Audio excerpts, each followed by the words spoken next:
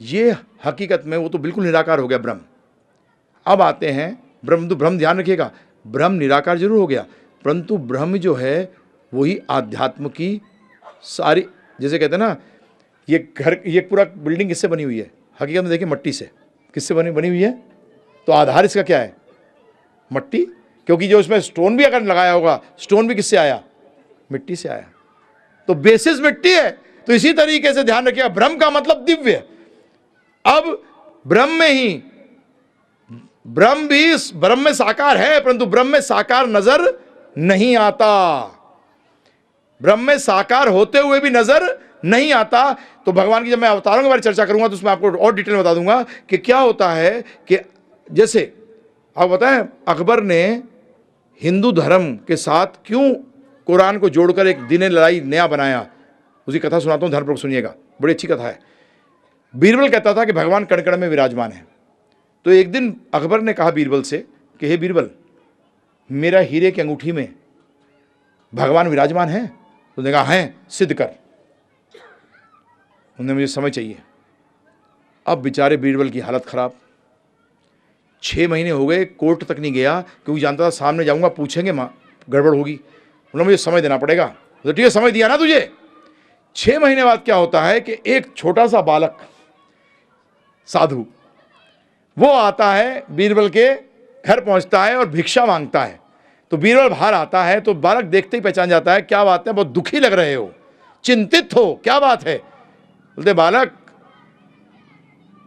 Problem यह है कि अकबर जी ने ऐसी बात कही है कि हीरे की अंगूठी में भगवान हर जगह व्याप्ते हैं, तो मुझे मालूम है, परंतु मैं सिद्ध कैसे करूं कि वो हीरे की अंगूठी में है? बोलते कोई बड़ी बात नहीं है, मुझे ले चलो। बोलते बीरबल जी को विश्वास आया, उन्होंने उसको लेकर कहाँ पहुंच गए? दरबार में। दरबार में जब पहुंचे तो अकबर बोला, बीरबल पता लग गया? बोलते हमको तो कब से मालूम है, देखो बच्चा उत्तर दे देगा आपका। तो अरे ये बच्चा ही उत्तर दे देगा, मेरी क्या करते हो बात आप? तो बच्चे बोला तू उत्तर देगा? नहीं, हाँ, मैंने तो उत्तर से पहले मुझे लस्सी चाहिए, लस्सी पीऊंगा मैं। लस्सी पिएगा? हाँ लस्सी पीऊंगा। अच्छा तेरी लस्सी मंगवाते हैं। लस्सी मंगाई। बोले ऐसी लस्सी थोड़ी पीता हूं मैं। क्या है इसमें? मक्खन ही नहीं है। बोले इसमें कैसे कह रहा तू मक्खन नहीं है? ये बेस्ट क्वालिटी दूध से दही बना हुआ है, मेरे अपने गौशाला से आया हुआ है, इसके अंदर मक्खन है। बोले दिखाओ। बोले तू पागल है क्या? इसको पहले क्या करना पड़ेगा? मथना पड़ेगा, मथने के बाद मक्खन निकलेगा। तो इसी तरीके से आपके हीरे की अंगूठी में भगवान है, उसको पहले भक्ति से मथना पड़ेगा, तभी भगवान नजर आएंगे। तब इसके और भी उसने काफ़ी चीज़ें सुनाई थी, परंतु उसके बाद अकबर को होश आया कि ये ज्ञान तो कमाल का ज्ञान है। वैसे तो बताया जाता है, हमारे भृगु संहिता में निकला हुआ है कि अकबर पिछले जन्म में योगी था इलाहाबाद के अंदर, परंतु गलती से एक बाल गाय की पूंछ का उसके अंदर चला गया, जिसके कारण कि उसको अगला जन्म अकबर का लेना पड़ा। हाँ, ये कर्मों का खेल बड़ा गड़बड़ है प्रभु जी। अगर कृष्ण भक्ति में नहीं जाते तो मारे गए हो। जरा सी गलती भी सहन नहीं होती है। बात करूंगा इस पे मैं आपको। हाँ, इतने गड़बड़ करते हो, कुछ कह सोच नहीं सकते आप। तो इसीलिए प्रभु जी, परमात्मा जो है वो हर जगह विराजमान है।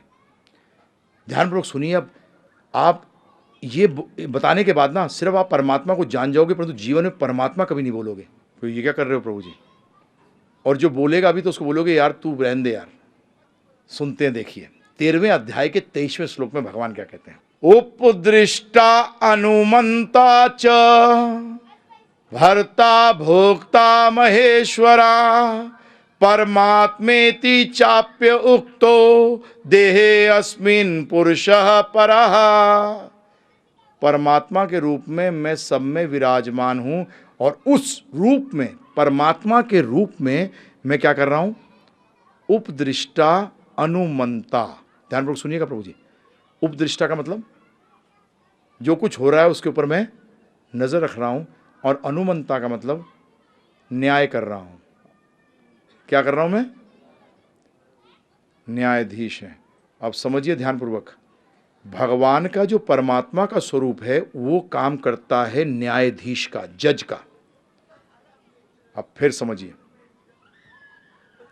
एक व्यक्ति है, ठीक है, मैं हूं, उदाहरण लेते हैं, हम अपने को मान लें, हम कोई गलती करते हैं और हमारे पिताजी जज भी हैं और पिता भी हैं, और हमने गलती करी। किसके सामने जाना पसंद करोगे? पिता के सामने या जज के सामने? हैं जी,